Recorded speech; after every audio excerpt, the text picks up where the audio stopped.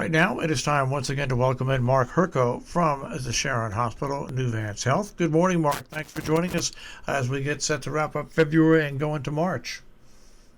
Good morning. Happy Friday, and I think we're down to 21 or 22 days left till spring. So, well, our meteorologist has said that basically the winter's been a month behind. We've got January weather in February, and February weather set for March, and so be expecting something to come along in March here.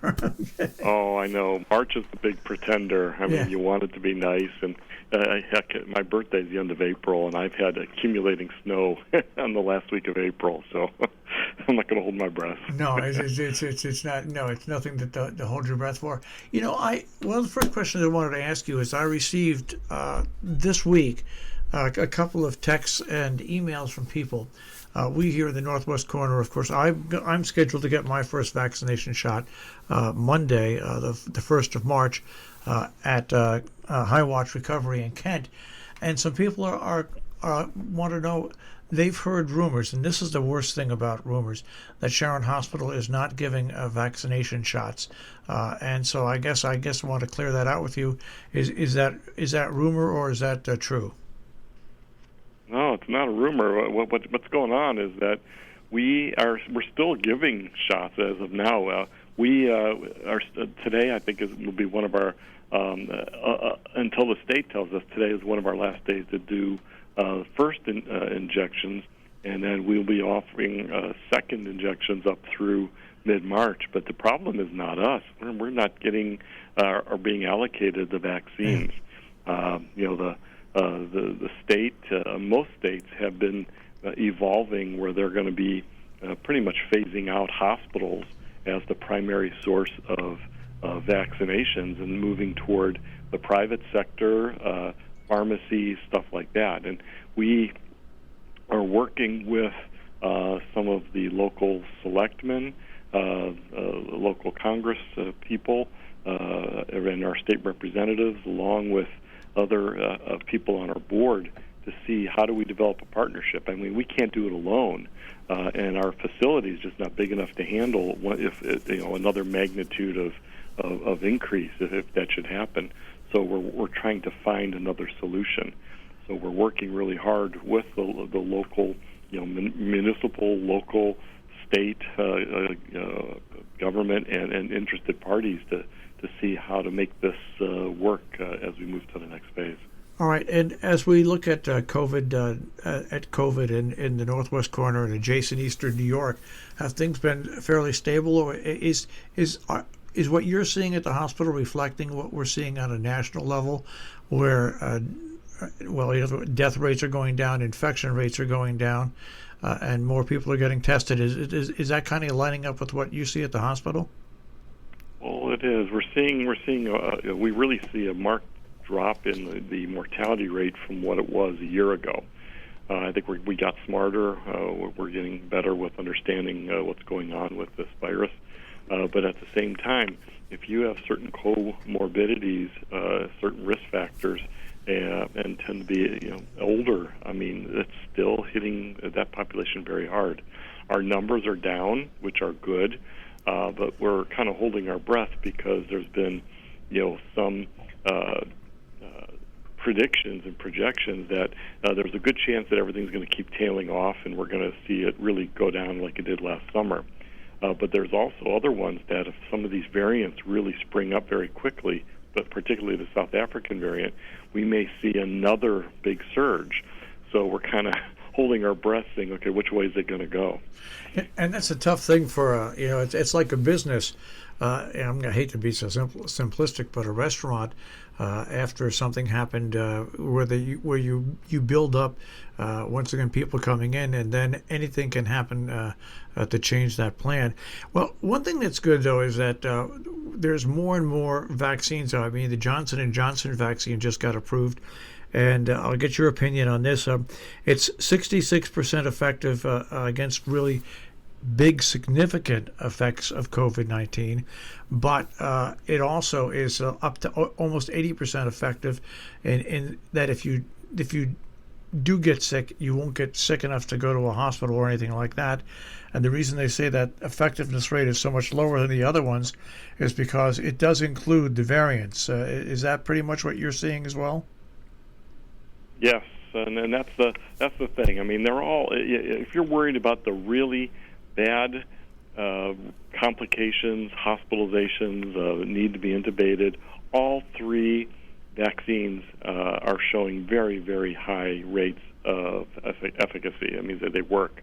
Whereas to avoid infection, yes, the J&J is a little less compared than the other two. But again, when you're looking at the German measles or the measles or even the standard flu vaccine, those are only running between 50 and 60%. So I'm pretty happy with what we have. Very happy, actually. I was going to say, and how quickly it was developed. Well, as you sit here now on February 28th and you take a look at the landscape around you, just give us an update on your general thoughts about what's going on at the hospital for community members to hear. Sure.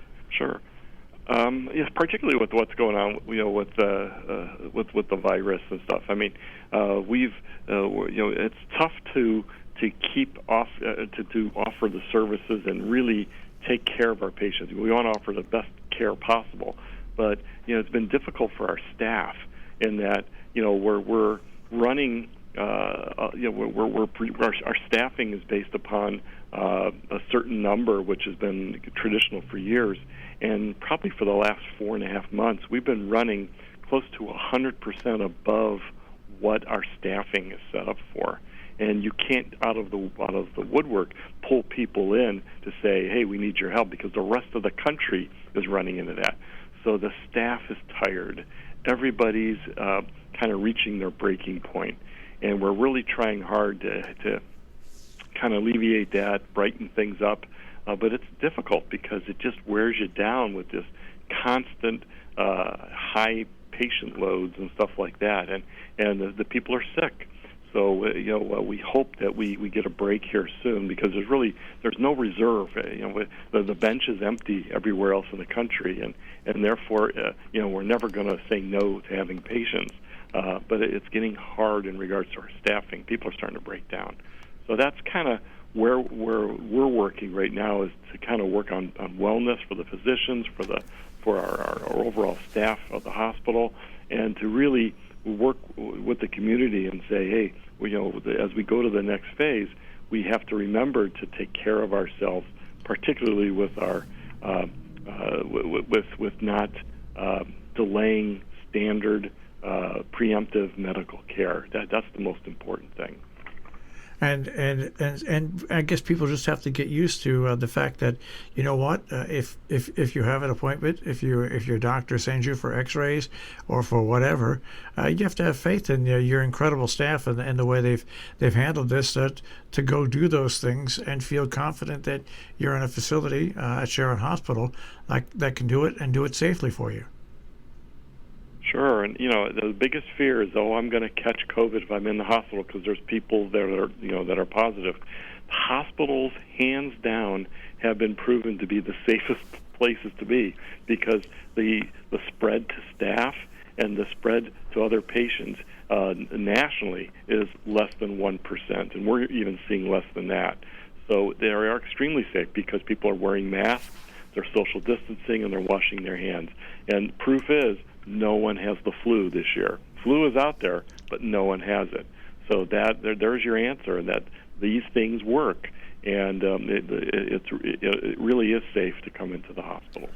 Well, I want to pass along, and you can pass it along to your whole administration and staff and employees for the great job that they have done over the past year in serving our area, not only with COVID-19, but the emergency room and other things that people need to get done at the hospital. A job well done, and we all look forward to the point where we finally reach that immunity, where as a country we can kind of get back to quasi-normal. Oh, I can't wait. And we really do appreciate community support, their help, and just interest in really making this the top-notch regional center that it always has been. And everyone knows it is, and we'll keep doing our best. All right, well, stay safe, Mark, and have a great weekend. And on Monday, just think of me getting my shot. I will. Thank you. Take care. Bye-bye. Good luck. Bye-bye. Mark Hirko from the Sharon Hospital here on Robin Hood Radio.